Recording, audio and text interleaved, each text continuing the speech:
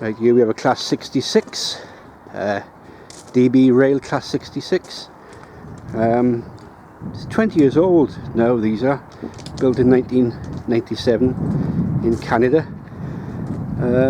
Been a very reliable local, really. They had a lot of stick from staff and enthusiasts, but coal sheds and whatever. But they have been pretty good. Very reliable.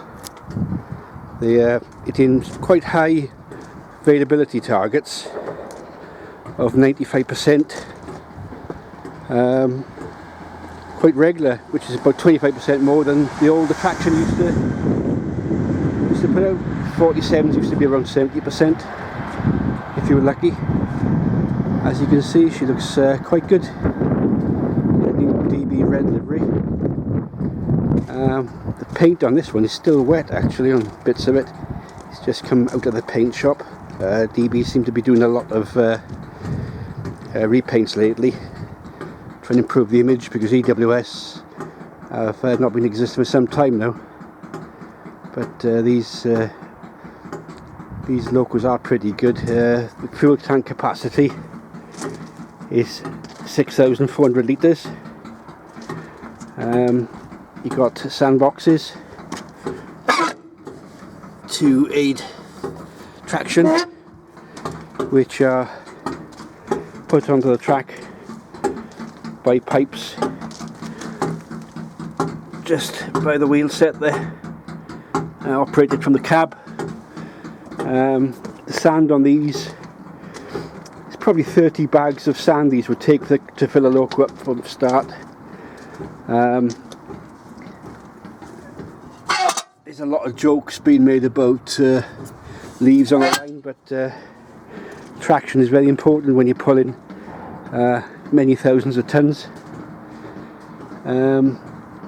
This loco arrived this morning off the car train, so it's worked its way south down to Newport AD junction.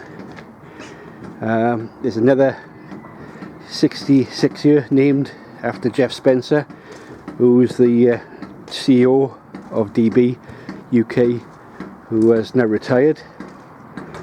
You see a lot more of these locos being painted up. I do think they do look good in this DB red.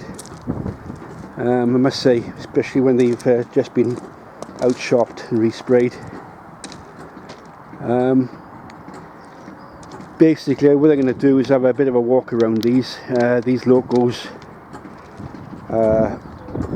used for heavy freight in the UK. They can pull up to about 2,500 tons, but they struggle. The predecessors to these were class 59s, which was used on the main dipstone trains. The only difference really is the gear on the traction motors, and some various minor details from inside the loco. As you can see, the data plate on this loco explains some of the weight, 127 tons, maximum speed 75 mile an hour. The engines in these are GM 2-stroke, putting out 3,300 horsepower. Good reliable power unit. When you consider these are 20 years old now, we haven't had many major trouble with these power units. I've been out to a couple which has thrown a rod, which is quite rare really on these. There's Buckeyes fitted to the front. 2 pipes for brakes. This is a brake pipe, 5 bar, 72.5 psi for your train brake, and the yellow one is main res, 100 psi, which is mainly used to charge up coal wagons for discharging their loads. It's a fail-safe system. If you lose your brake pipe, obviously the brakes will come on, so it is a fail-safe system. What I'll do now, I'll take you up the side, show this side of it. You You've got the chains there in case you get derailment, and you can lift. The bogies are kept attached to the main body frame. You've got the isolating cocks. You've got lube oil filler, the engine lube oil, fuel filler. You've got all your sand pipes and sand boxes then. Your battery boxes for starting. Your battery switch, which I will now put in because I'll be take up top shortly. The battery switch is on. That is your handbrake mechanism, handbrake gearbox. Very similar to the old 37s. They used to use a chain for their parking brake. Very similar. It's tried and tested idea, so it works. You know, if it ain't broke, don't fix it, as they say. You've got your earth strapping then for your bogies. Yeah, it's your parking brake.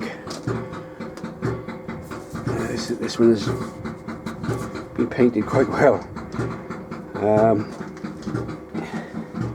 On the side you got your washer bottle fillers. Then you got all your lights, your tail and your working marker lights.